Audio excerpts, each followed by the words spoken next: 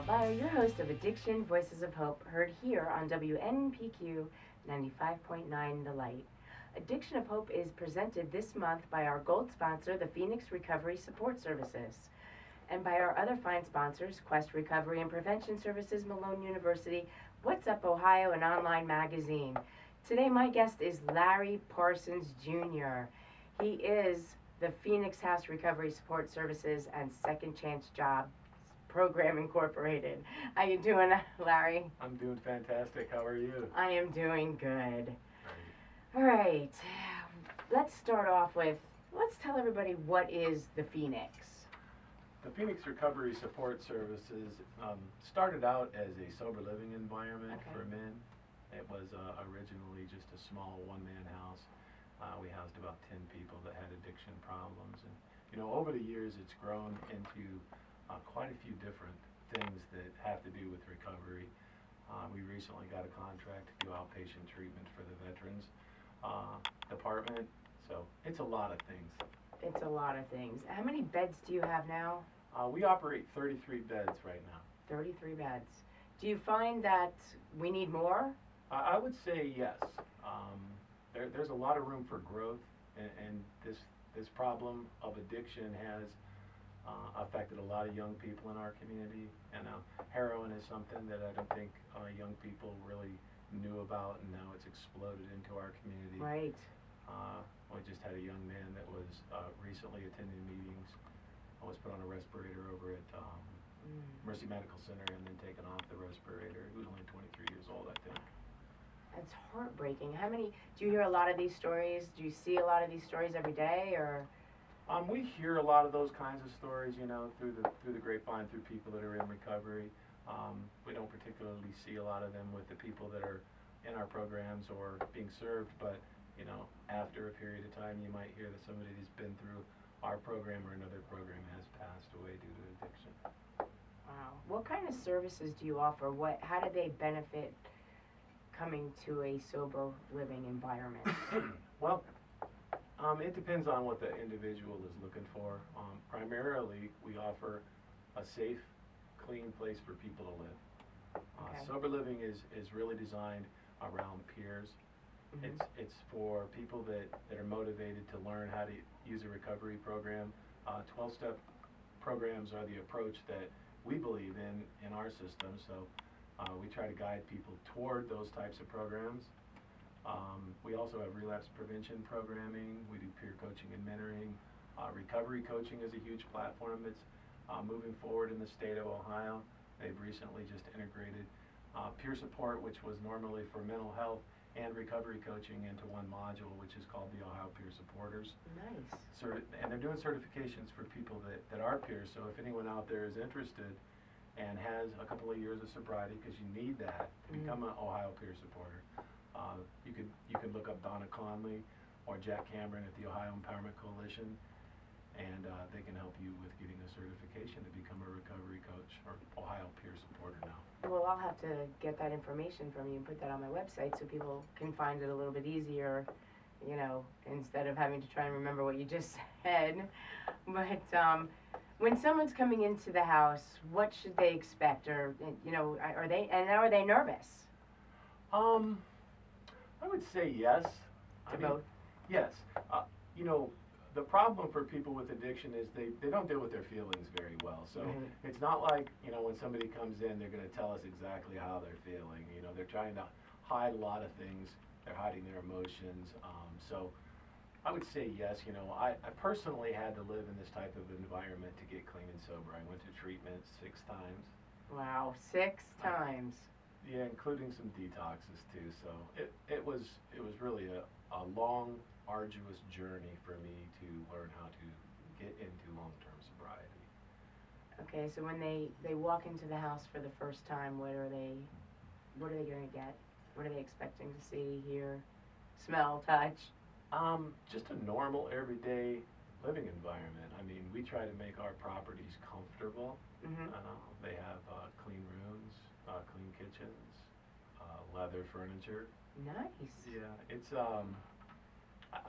I have a hard time trying to describe like what it would look or feel like. You know, it's A homey atmosphere? Yeah, it's an everyday home atmosphere. Like when you walk through your door in your house, and you know you get into your living room, that's what you would get when you come into one of our properties. It just looks like somebody's single family residence. It's not an institutionalized looking type of place. Nice. Yeah, it's just comfortable, and it's designed to try to get people to change, you know, where they've been. People that have been on the streets using drugs or, you know, have a serious addiction usually wind up in places that are pretty tough. You know, they're on the streets. They could be homeless. Right. They could be living in an abandoned building. They could be living underneath a tree. Now, do you charge them for being there? Clients do pay for the service. Okay. It's a basic fee of $100 a week or $400 a month if they want to pay in advance. Okay. The program is designed to get people that are unemployed back into the employment force as fast as possible. When people are in recovery or in treatment, for me personally, I found it pretty easy to stay clean and sober if I was in a controlled environment. You know, if somebody was telling me what to do and feeding me and doing all those things for me, I didn't have a very difficult time staying sober. However, when they let me go, and I had to go back to work and I had to take care of those things for myself, right, you know, that's where I found difficulty with maintaining sobriety. So, you know, our programs are designed to do that for people, you know, give them a place to live, try to get them back into the employment force, and see whether or not their recovery is going to stick. Right. And are they going to continue to go to meetings? Are they going to get a sponsor? Are they going to work the 12-step program and continue to work, save money, take care of all the responsibilities they have, pay child support, deal with the stressors of life? Right, right. Do you hold services in-house 12-step meetings? And if you do hold those meetings in-house, are outsiders allowed to come into the house and attend those meetings? No. We do not hold 12-step meetings inside of our house. We have peer meetings a couple of times a week where the guys in the house get together and they talk about what's going on within the houses themselves. Like I said, they're required to attend some 12-step meetings outside of the facility, but it's their choice. We even have some clients that have found different pathways to recovery, and they may go to church instead of 12-step meetings. And yes, I understand that, because without God, you know, He's the one guiding us. And, you know, you need Him in there. That's the missing puzzle piece in most of us today. I would say so. But why would someone choose your facility over, you know, Quest has transitional housing, or is it all the same and they just have more options? Yeah, I think it's just an options thing. You know, I don't see it as a competition or one being better than the other. It's different, I would believe. I think you know, Quest programs are more attached to treatment, which is good for people that are coming into recovery that don't understand what they should and shouldn't be doing. And our programs are really designed for people that have already been through treatment or experienced it, like myself.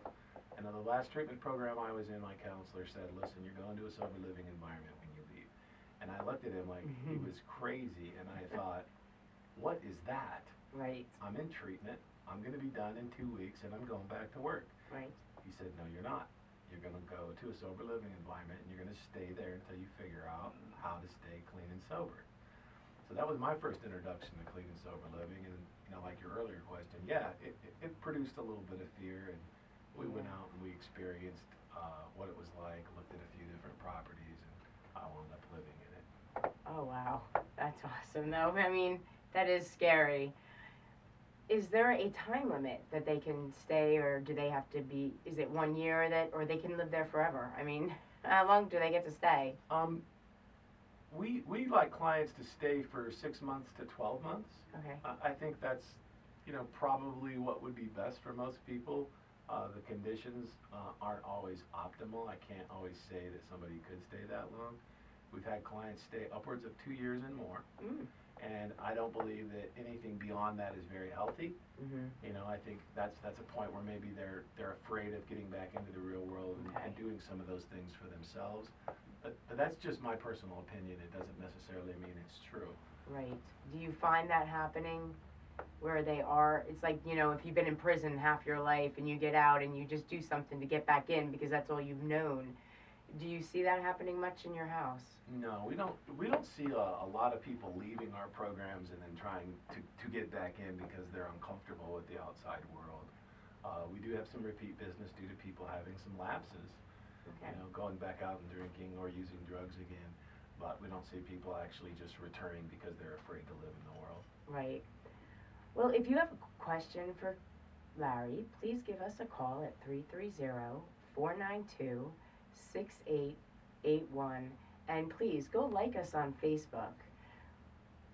When we come back from this break, we're going to find out just what is up with Larry, because I'm detecting he's been in the program from some of the things he's saying. So he's in recovery as well. So we're going to check in on that and quiz him a little bit. We'll be right back. Thank you. To Addiction Voices of Hope, I am your host, Michelle Beyer, heard here on WNPQ 95.9 The Light. When we left for a commercial break, we were talking to Larry Parsons Jr. from the Phoenix Recovery Support Services and Second Chance Jobs program. He was just explaining a little bit about what the Phoenix House is all about when I detected that he is in recovery himself. So, Larry, how long have you been sober for? I got clean and sober again. August 1st, 2005. Like I said a little earlier, you know, recovery's been a pretty rocky road for me. I had periods of 2 and 3 and 4 and 5 years of sobriety, and then I'd have a lapse. And then I'd have another 4, 5, 6, 7, 8 years of recovery, and then I'd have a lapse. And that's where I'm at today. I'm coming up on 9 years again, so. Are you nervous? No, I'm not nervous. You Okay. know, I think I found my place in the world. You know, I used to work in the railway industry, and I love it with all my heart. However, you know, working in recovery keeps me safe. So, if that's what God wants for me, you know, I'm just going to go ahead and do that. I'm not going to fight God's will, let's say. Right. I've learned not to do that. So that's a good advice for yourself. You know, when I was talking to you at one point, your story is quite unique. Give us a little bit of your early years of drinking and, you know, tell us a little bit more about that. You know, when I started drinking, it was just like an experiment. You know, some of my friends were doing it, so older people I saw doing it, and I thought, you know what, I'll experiment with it too and see what it's like. So, you know, I started doing some drinking at around age 12. Wow. Yeah, and I'm a type 1 alcoholic. You know, there's 2 types of addiction, or 2 types of alcoholism, let's say. One's genetic and one's produced. So I had it in my genes. And the minute I started drinking, I knew this is what I wanted to do for a lifetime, and I was only 12 years old, so all the goals and things that young people are supposed to be doing, like homework and going to school, wasn't on my agenda anymore. It was drink, smoke pot, do drugs, and go to school and hang out, and then go back and do it some more. How were your grades? Oh, my grades were awful. They were awful. How'd you get out of school? No, that's an interesting... It was your smiling face, right? You just charmed your way out of school.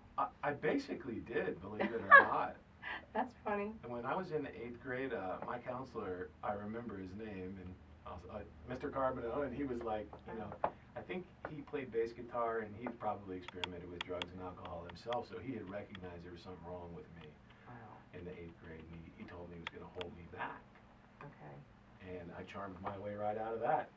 I think I did a little bit of schoolwork, just enough to get past the 8th grade. They did pass me on to the 9th grade, and that was it. See, that's the thing about us addicts, is we can manipulate and charm, as we'd like to nicely call it. We could get, out of anything. And, you know, what do you think causes relapses? Did you know you were about to relapse? Did you say, I'm done with this? What were you thinking each time that you were relapsing? You know, the first time I went to treatment was, I would say, 1993. And I did stay sober for the first year after I got out of treatment, but I didn't follow the instructions of the providers. So, you know, I was doing my own thing, and I hadn't really learned anything about how to use a 12-step program or put it into practice. So I went on vacation, and the opportunity was there, and I took it. I tested out what the doctors had told me in treatment, you know, because I didn't really buy into this idea of a genetic disease that lived with me for the rest of my life. I thought, well, if I quit just long enough, you know, maybe I'll be able to successfully drink alcohol again, maybe not use drugs, but I could drink again like other people. Right. And everything that they had told me in treatment came true. I mean, it just was not something I was able to do. So as soon as I picked it up pretty much where I left off, and you know, everything began to fold in on me again, and I got in trouble at work, and you know, the cycle started again. I'd go back to either detox or treatment, and then I'd try to go back to work and back to detox. So for me, relapse was about not educating myself, and that probably a little bit was produced from what I had practiced when I was young. You know, I just didn't want to follow instructions from other people. I wanted to listen to the voice inside my own head. Yeah, our voices tell us a lot of things that we should not be listening to. Correct. But your last time in treatment, what made you say, I'm done? I'm really done. Tell me about your darkest day in your addiction. That's a long story, Michelle. Well, I've got a little bit of time. I'll cut you off. Okay. My darkest day in addiction was probably I was living in the second sober living environment. It was Solutions in South Phoenix. I wound up relapsing while I was living in that institution, and I was out of money, and I kidnapped an individual and forcibly took them to a drug dealer's house and demanded drugs. And whoa. Yeah, it was probably the darkest day in my life with my addiction problem. You kidnapped a random person or someone you knew or someone you knew they knew? I was an individual that was supposed to be selling something for me and bringing me drugs. So they didn't return, and I did find them, and then I kidnapped them and took them to a place, and I was, you know, going to forcibly cause harm to this individual just to get what I wanted. Right. And I had never in my lifetime dreamed that I would go that far for anything or anyone. But in my own mind, I was at that place, and I was willing and able to do whatever it took to have the drugs that I wanted and or alcohol, you know, because for me they're all the same. You know, it's just a substance. So the substances had taken control of me completely, and I wasn't able to stop myself, and I was totally willing to go to a place that I never ever thought that I would go because I wasn't raised that way. Right. You know, I come from a good family, working class people, work very hard to get where they're at.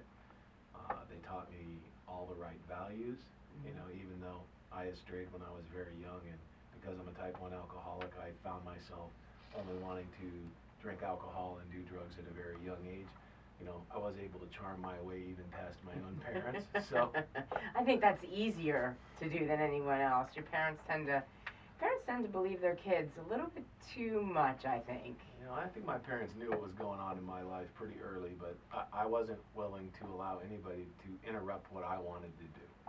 So. And what did you want to do? I just wanted to drink and do drugs. That was it. And I remember the first party I went to that was, you know, like a keg party that college kids usually wind up going to. I think I was 13 years of age, and I drank all the adults out of the party. They were shutting the place down, but the keg was still full, and I was like, I don't want to leave. It was in a backyard with a pool and stuff, and I remember the individual that owned the home, he was like, hey kid, you gotta go.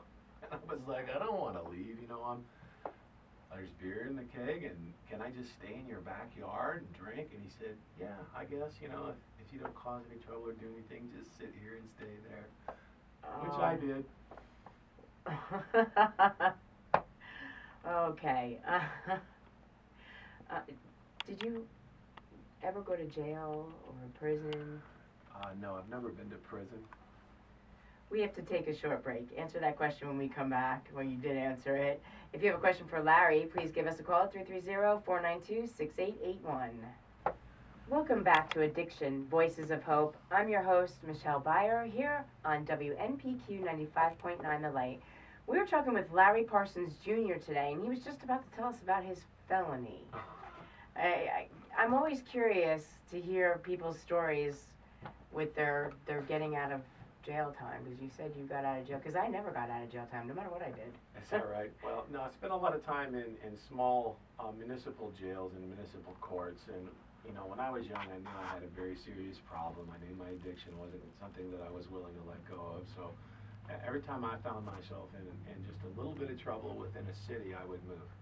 Okay. So, you know, one time in treatment when I was looking at geographical cures, which is moving from one place to another to try to find a new life or you know, have an effective change. Yeah, but you follow yourself, so that doesn't quite work, or yourself Right. follows you. Right, so I think it happened 17 times that I had moved from one place to another, so I managed to avoid any real legal trouble. Right. However, you know, toward the end of what I would call my addiction, where I really got serious about getting into sobriety, I was living in Phoenix on the streets, and I found myself facing 7 years in prison in Phoenix, which I just was not willing to do, and that came about from a blackout that I was in down on Van Buren Avenue, where I got into an altercation with a couple of people at a motel. The report said that I had knocked somebody off of their bicycle into the street. And, you know, the streets out west are really pretty fast. They're like 55 to 45 miles an hour. Okay.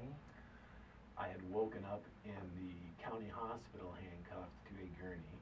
Nice. And saw all these black specks all over my chest, and I looked up and saw a police officer standing next to the gurney, and I said, I'm in a lot of trouble. And he said, yes you are, boy. What were the black specks? They had pumped my stomach looking for drugs. Did they find them? No. No. No, I didn't swallow any drugs. They had thought I'd swallowed some drugs, and I thought they would pull those out of me forcibly and then charge me with that as well. Oh, that would be gross. But now you mentioned that was Phoenix, and it just so happens that the name of your business is Phoenix. So is there any connection there? Well, it's just the connection that has to do with the, you know, the mythical bird that is, you know, burned from its own ash and then rises up to live again. So, you know, it fits addiction in that manner. So no real connection with where I lived, but more about the bird. What would you say to someone that is about to put a needle in their arm right now? Don't do it. Why not? Because they're gonna find themselves on a road that they really don't want to be on.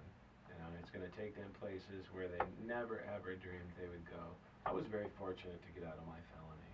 You know, that was really where I drew the line with my addiction and got into some long-term recovery. I didn't want a felony on my record. Right. I got into another halfway house, or sober living environment is what it was called. It was the Pioneer House in Mesa, Arizona, and that was in 1996. And that's where I started to learn how to use a 12-step program. Okay. And I got my felony squashed, so I don't have any felonies on my record. Wow. You know, I want to say some people have all the luck, but I believe sometimes you just need to really go and do that prison time or jail time, whatever it may be. But a lot of people, when they go to, and they're about to stick that needle, they're not going to listen to you. Give somebody some advice that they can use. I would say, you know, talk to your parents, talk to your grandparents, find somebody that you trust. You know, that's key in being able to listen to another person, is to be able to trust what they have to say. And young people that are experimenting with drugs and alcohol aren't going to listen to their friends. Okay, that's good advice.